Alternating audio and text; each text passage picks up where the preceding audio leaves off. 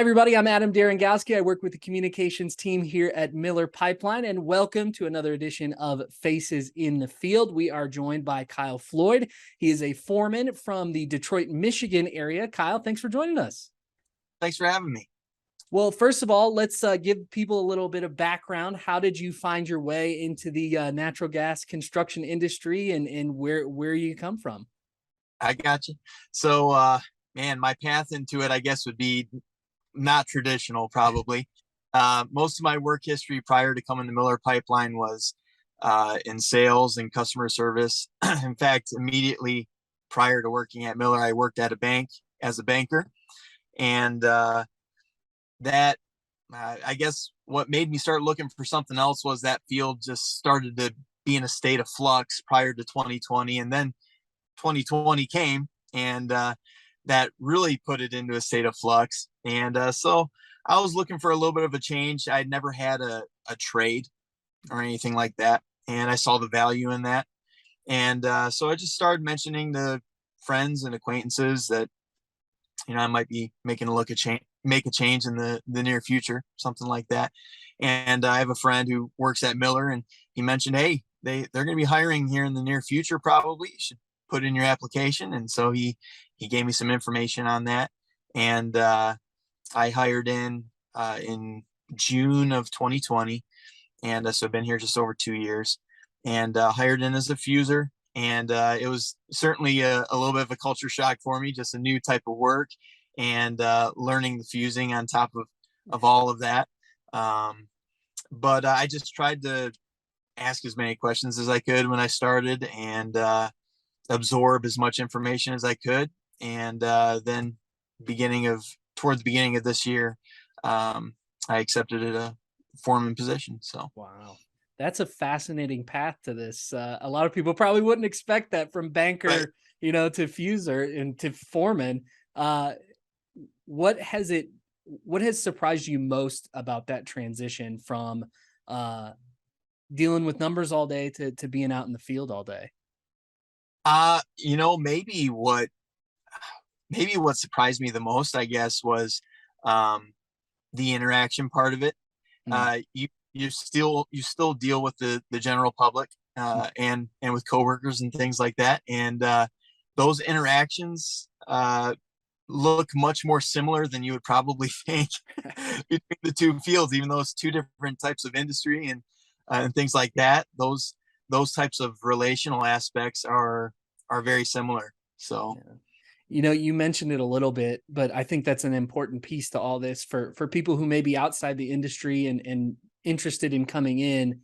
How welcome did you feel, and how much did you feel that embrace, especially from like a learning aspect? How much did people take you under their wing when you first got on? yeah, it was great. So, I shadowed a fuser for quite a while when I started, and helped him and just learned from him, and also my foreman taught me a lot.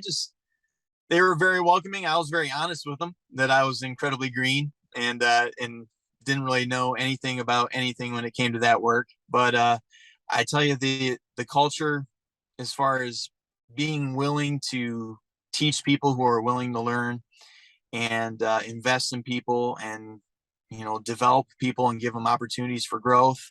I can't say enough about it. They've definitely provided all of those things for me, and so I just took advantage of it as much as I could, and tried to you know hit the ground running and just absorb as much info as I Right. could as I learned. What maybe would you say to someone who's on the fence about joining this trade specifically? Someone maybe in your position who's in an industry that maybe isn't there quite yet. And what would you Yeah. say to them when they're making that decision? Yeah, I mean, there's several things, I guess. So one thing I looked at was certainly the financial aspect of it, as far as competitive wage, Hmm. a wage and good benefits. It certainly was there, a good way for me to be able to make a living, Hmm. for family. Um, it is, a trade that you can learn. There are several trades involved in the work, and so the value of having a trade, I think, is an important thing. You can take that with you for a long time to come, and as far as Miller's concerned, like I said, they have, my experience has been they've had a culture that is willing to teach people as long as they're willing to learn, even if it's a clean slate, and invest in them and give them opportunities for growth. So, um, I would encourage anyone who's looking for that type of a change, as long as they are willing to learn and have a good work ethic. Of course, if you don't, you probably won't make it. But you have to have a good work ethic and just a willingness to absorb whatever you can. And the work itself, the one thing I did like and was it was a work that I saw value in. Mm. So I'm not saying that there's not value to be found in working with people's finances and things like that, which I was doing prior, but there is certainly something valuable about being a necessary, an important part of providing safe, reliable energy to people for their daily needs.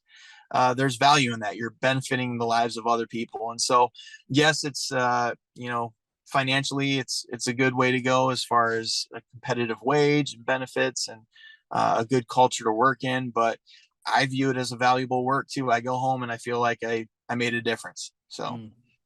Uh, that kind of ties into our core values, which are big for us. Uh, so how do you utilize maybe those core values on a given day when you're on the job site? yeah, so I mean, I think there's a lot of overlap with all of the core values. Um, Reputation, I think, is one that underlies all of it and also Mm. flows from all of it.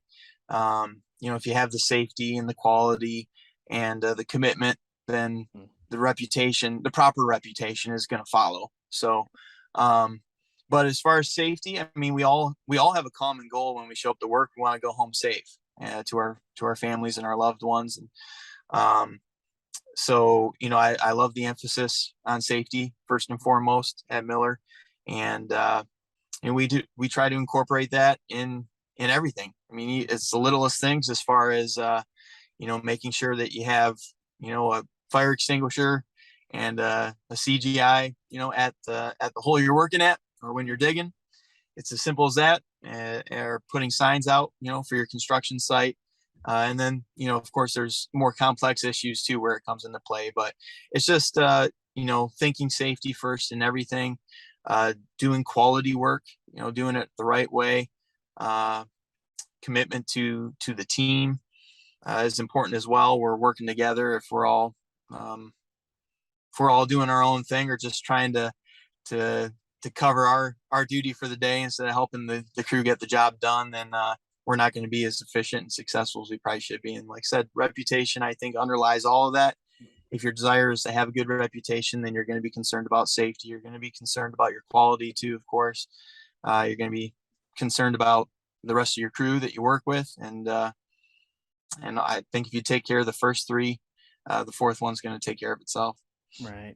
Along those lines with reputation, sustainability has really been pushed to the forefront for us, especially because we want to make sure that our communities, we impact them as least as we possibly can, but while still bringing them safe, reliable energy. What are some ways that you guys, while out in the field in your community, how do you try and maybe uh, promote sustainability or make sure that you're making a positive impact on those communities you work in? Yeah, I think a lot of it is just the small things, baby steps, as Mhm. far as material waste. Try not to be wasteful with the materials that we use. Trying to be as efficient as possible with that, and then also even little things like not having the vehicle run all day. Mhm. The dump trucks and the work vans and the foreman truck. Just watching idle times, things like that, and even just I think having a care for what the community thinks of the area when we leave. Our goal is when we go into an area to have it looking as good, if not better, Mhm. than than when we got there. So, and that's really the last thing that people see too is what it all looks like when we're done. That's what they Right. remember. They don't see they don't see the fuse I put together in the hole or anything like that. They see what their yard looks like. Right, right. We're all done. So I think it's just having that kind of a mindset, that's what the community sees, and that's some of the unseen things as well, as far as material waste and idle time. You may not see it, but that also counts a long way as well. I bet it was a great fuse, regardless if they Yeah, saw it right. or not. It was the best. You mentioned safety being our first core value. It's first and foremost in everything we do, and one of the biggest reasons for that is our families, are what I live for reasons. So what do you live for? What keeps you going when you're out in the field? Yeah, absolutely. So I just actually celebrated my 15th wedding anniversary this past. Congrats. Yeah. So my wife Brittany, she's the love of my life, and she definitely keeps me going. And then also my two daughters, Addison and Mackenzie. They're 12 and 10, and they're the blast. So, and they keep me on my toes too. But no, they're the ones I look forward to going home to see every night, and they're definitely the ones I live for. Perfect. Hey, we do a little thing at the end here. It's kind of fun. We play a little like this or that game just to finish things off so people get to know you. So I'm going to throw some quick fire questions at you, probably 3 or 4. You tell me what you prefer, and then we'll move on. How's that sound? Sounds good. All right, here we go. Let's do hunting or fishing. Which do you like? Oh man, probably fishing. Okay. Are you dine in or eat at home, or dine out or eat at home? Oh man. It probably depends on the day. I do like to dine out, but it's more of a treat, I Yeah, also am a body too, so I like eating at home. If I had to pick one, probably eat at home. there you go. Day off or new tools? Uh, Probably new tools. New tools. Okay. And then finally, let's go with your favorite core value. And I would probably have to go with reputation. They're all Mhm. important. I feel like that's the one that is the foundation for the other three, and that's ultimately the one that's affected by the other three. Perfect. Well, Kyle, I really appreciate your time. Thank you so much for coming on Faces in the Field. You're welcome. Thanks for having me. Perfect. That was Kyle Floyd. He is a foreman from Detroit, Michigan. Make sure you follow Miller Pipeline on our Facebook page, Twitter, Instagram, TikTok, YouTube. We've got it all. We'll give you updates about Miller Pipeline and everything that's going on around the country. I appreciate you watching. This has been Faces in the Field. We'll see you next month.